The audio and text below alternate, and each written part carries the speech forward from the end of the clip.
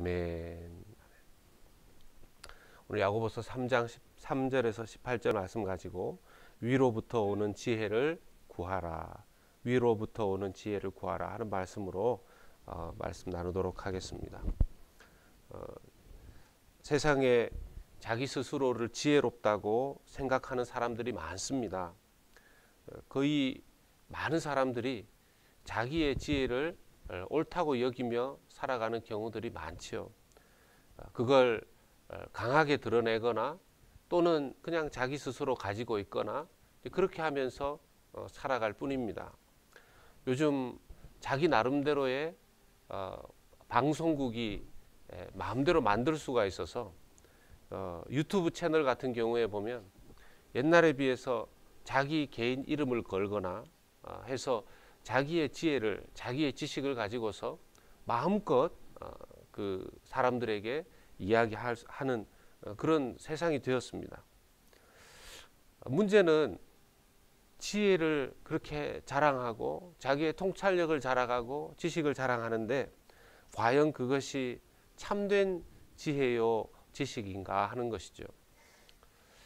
쉽게 말해서 자기가 생각하는 그런 말들은 수없이 많이 하는데 만약에 그렇게 생각하는 판단과 지식과 지혜가 그것이 세상에 별 도움이 안 되거나 오히려 혼란을 일으키거나 거짓으로 판명이 될 때에는 어떻게 책임을 지냐는 것이죠.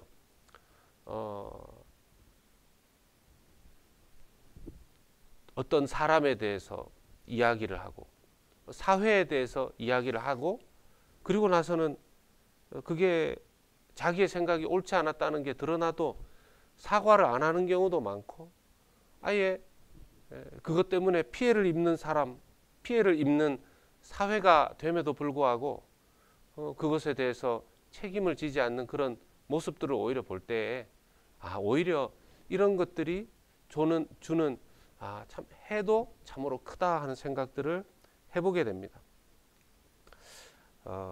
우리 이 시대는 이런 모습이지만 야고보 사도가 살고 있었던 또 그 시대는 그 시대 나름대로 인간이 가지고 있는 그 교만으로 말미암아 하나님 나라에 있다고 하면서도 교회 안에 있다고 하면서도 신자라고 하면서도 나타날 수 있는 영적인 교만과 영적인 교만의 잘못된 자세와 그 태도에 대해서 야고보 사도는 지금 권면하고 있습니다. 어떤 지혜가 하나님께서 기뻐하시는 지혜인가? 오늘 말씀을 통해서 보면요. 첫 번째는 정말 당신에게 하나님으로부터 온 지혜가 있다면 그 지혜를 말로만 하지 말고 행동으로 보여라. 그렇게 시작을 하고 있습니다. 오늘 말씀의 13절 말씀을 보면 너희 중에 지혜와 총명이 있는 자가 누구냐? 그러면 그는 선행으로 말미암아 지혜의 온유함으로 그 행함을 보일지니라. 선행을 보이라는 것입니다. 말로만 지혜롭고 총명이 있다고 하지 말고 선행으로 말미암아 그 지혜의 온유함으로 행동으로 보이라는 것입니다. 직접 나타내 보여보라는 것이죠. 말하는 것은 쉽지만 행함으로 옮기는 것은 쉬운 것이 아닙니다. 진짜 참지혜는 말만 하는 지혜가 아니라 행동으로 그것을 결과물로 나타낼 수 있는 것이 참지혜라는 것이죠. 지금도 제가 기억이 나는 게 옛날 한국에 그 유명한 야구 해설위원이 있었습니다. 허모 해설위원이라고. 그분이 아주 유명한 해설위원인데요. 입담도 좋고 아주 분석도 잘하죠. 경기를 보면서 아나운서와 함께 그렇게 저 선수가 어떻게 그러던 어느 날 굉장히 어려워진 그 프로야구팀의 감독이 되었어요. 사람들이 궁금해했습니다. 저 사람이 해설은 기가 막히게 했는데 과연 프로야구팀을 저 어떻게 이끌 것인가? 실제 감독으로 1년도 채 되지 않아서 이 사람이 경질됐습니다. 그 팀도 살리지를 못했고요. 모르겠습니다. 좀 더 시간을 주고 했으면 어떻게 됐을지 모르지만 사람들이 하는 이야기가 해설자의 입장에서 있었던 것이랑 직접 감독이 되어서 그 팀을 이끌었을 때랑 이게 차이가 너무너무 많이 나더라는 것이죠. 스스로 지혜 있다고 생각하면 삶에서 실제로 그것이 증명되고 있는가 하는 것은 그런 한 가지 예를 볼 때도 결코 쉬운 것이 아니라는 것을 알게 됩니다. 저도 마찬가지더라고요. 제 생각에는 이렇게 하면 좋을 것 같다 하는 그것을 실행에 옮겨보니까 아닌 것들도 꽤 많더라고요. 그래서 정말 내가 머리로 알고 있는 그 지혜와 실제로 그것이 결과물로 나타나는 것 사이에는 큰 괴리가 있을 수 있구나. 얼마나 스스로 지혜롭다고 우리가 착각할 수 있는가. 그런 생각을 해보는 것이죠. 그렇다면 오히려 이런 생각이 듭니다. 인간의 지혜는 겸손에서부터 와야 된다 하는 생각이 듭니다. 겸손해야 지혜를 얻을 수 있다는 것이죠. 성경 전체가 자기 자신을 옳다, 의롭다 여기지 말라 하지 않습니까? 그러려면 지혜로운 생각은, 참지혜는 겸손에 있다라는 것이죠. 그러면서 야고보 사도는 두 번째로 잘못된 지혜에 대해서 지적합니다. 14절에서 16절 보면 그러나 너희 마음속에 독한 시기와 다툼이 있으면 자랑하지 말라. 진리를 거슬러 거짓말하지 말라. 이러한 지혜는 위로부터 내려온 것이 아니요 땅 위의 것이요 정욕의 것이요 귀신의 것이니 이야기합니다. 믿는 신자가 주의해야 될 잘못된 지혜의 세 가지입니다. 15절에 나오는 땅의 지혜, 정욕의 지혜, 귀신의 지혜인 것이죠. 땅 위의 것이 뭡니까? 육신적인 것들이죠. 그리고 세상적인 것들, 정욕적인 것들, 귀신의 것들. 이게 소위 말하는 신자의 3대 적이라고 합니다. 신자의 3대 적. 육체, 우리 자신의 죄성을 말하는 것입니다. 그리고 이 죄악된 세상의 세계관들, 세상 흘러가는 것들. 하나님께서 이 세상을 사랑하셨다는 의미는 그런 의미가 아니지만 이 세상, 오염된 이 세상 자체는 신자의 적이 됩니다. 그리고 마귀도 신자의 적이 되죠. 이것에 영향을 받아서 인간의 삶, 특히 신자의 삶을 계속해서 잘못되게끔 하는 그 세 가지입니다. 이걸 잘 분별하지 못하면 오히려 혼란과 악한 일을 만들어낸다는 것이죠.